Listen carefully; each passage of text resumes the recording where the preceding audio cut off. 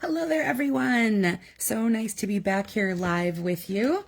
Like I said in my post of the supply list here, I kind of needed more of a self-care mental health week, mental health self-care week, whatever you want to call that. So many things going on. We were back and forth to Lambeau twice for 2 Packer games, plus the holiday travel and all that other stuff. So life kind of got in the way this week and I did not get that one recorded. So we're just going to go ahead and use it today. And next week I will introduce you to a new sketch because I usually do it on the first week of the month. And oh my gosh, how is it December already? That's just absolutely nuts. Okay, so for tonight, here is what we were going to do. We need a piece of cardstock that is 5.5 by 8.5 and scored at 4 1/4. I'm going to be using blueberry bushel. A piece of designer series paper that's 3 3/4 wide by 3.5 high. That matters a lot if you have something that is directional, so pay attention to that width and height if you have a directional type of cardstock. You need a neutral piece that's 2 by 4 plus images to fill it. Now, because I was going to do this on a recording and I didn't need you to watch me color it in, my piece is already prepared. So if you have your neutral piece ready to go ahead and do your imagery, stamp that whole thing up there however you like it. And then I'll start talking about something else while you're working on that when I go to introduce like what we're stamping with and that the sort of thing today. So go ahead and start creating your 2 by 4 neutral piece. It's going to go, obviously the 4 inches, your width there. And then another piece of cardstock that's light enough to stamp on, and you want that to be 1 1/4 by 1 3/4, and you need a phrase to fit. So I'm going to be using Balmy Blue along with my blueberry bushel. And my DSP comes from the Regal's Designer Series Paper Collections because Blueberry Bushel is in the Regal family, so it's in that particular set. I'm also going to be stamping with Blueberry Bushel ink. Tonight I'm focusing a lot on some online exclusive product.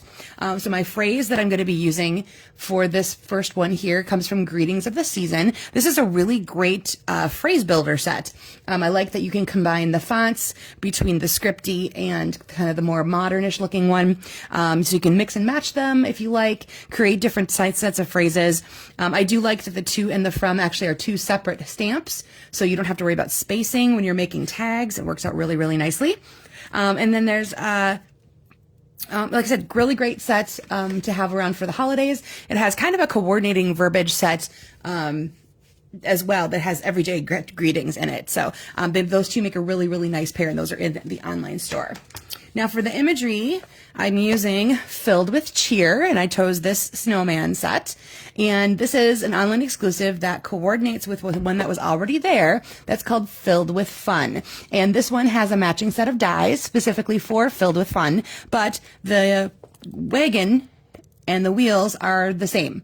So you can stamp those and die cut them out. You can die cut them separately in just plain colored cardstock, that sort of thing. So you can mix and match and build the wagon parts of this one, the die set that goes, and then you can put the presents and the poinsettias in there if you like. I'll show you one later that I did. And the die that would cut out this little banner piece here also then cuts out the light bulbs. So it's kind of nice that they have this little crossover thing happening that you can work with both of those with just the one die set. All right, so hopefully you have that neutral piece all ready to go. And now we will just start some very simple assembly. So what you're going to want to do is take that little piece of cardstock that you have that you're going to put your phrase on. And again, I'm going to use Greetings of the Season, and I'm using it as a builder. So I'm going to start with To You and Yours at the bottom. I'm just going to move this one out of my way for a second. All right, so there is To You and Yours. Had to kind of squeeze that one in. And then by the end of it, here is the word holidays, but the S doesn't quite fit all the way across. So mine is going to say holiday, actually. Whoops, and I've got it a little bit wonky. Just need to lay it nicer on there. There we go. Oh, of course it slid off because I don't want to get my fingers full of ink here. Doot doot. And I'm going to use my ink pad to help secure that. There we go. Now the beauty of the photopolymer stamp is that if you don't quite have it straight, it doesn't matter because you can see through and tilt your black. So like I said, mine just going to say holiday because the S doesn't quite fit on there, but I'm absolutely okay with that. And then we're going to add a happy to the top. Okay, so we've got happy holiday to you and yours on our little piece right here.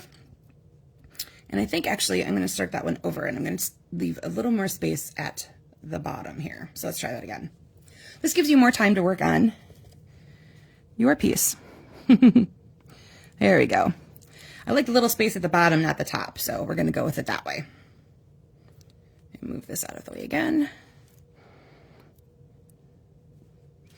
Holiday, there we go. That makes me a little happier. And a little happy at the top. Okay, happy holiday to you and yours. Now that has a little bit more even spacing for my liking. Not sure about you, but I like to have my, I like my things centered pretty well here. So let's go ahead and not drop our stamp on our ink pad. So that's going to be fun to clean later. I'm having one of those days, guys, where I've been dropping everything. So Rathbone's going to have to get cleaned off really well once I'm off camera. All right, wiping my hands off, make sure I don't have too much ink on them. Okay, so here is how we are going to go ahead and do assembly. You're going to want to take your card base, give that a nice little burnish so you have a nice crisp, clean fold.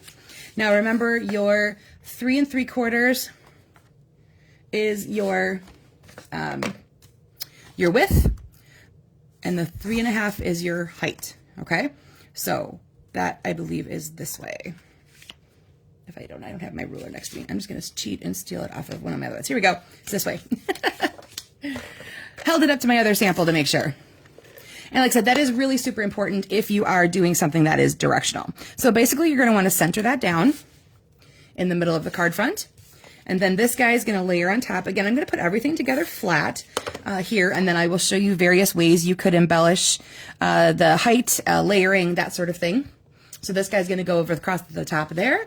And then your phrase is going to take up space in an upper quadrant. You can decide, depending on what you've stamped and where your images lie, what you would like to cover up and what you would not. I'll show you variations of this as well as I go through my samples. You'll see mine change places. Sometimes they change orientation. You could also, if that's a little too large and you want to do something smaller, go ahead and do something smaller. That is absolutely totally up to you. So again, here is our basic one that I have assembled completely flat, and I'm going to go through and show you a couple more samples. So again, I'm still sticking with that filled with fun and filled with cheer. So here I did actually stamp and die cut the wagon. So we've got our little wagon, and the wheels are die cut and the handle is die cut. And then I just took some more of the Regal's DSP. I took what did I take here? Real Red and I think it's Garden Green. I think it's Garden Green in there. Those two are a really good combination for Christmassy ones. And I just cut different shapes of squares and rectangles and added a tiny strip of white cardstock to make it look like they've been wrapped in ribbon. And then I used a little of the white baker's twine to cover up for that one present to have like a little bow on it. And then this DSP is where did I forget to write this down? I did forget to write this one down, of course. Let me peek at the back. Maybe that'll remind me. Oh, yep, it is from the Country Woods.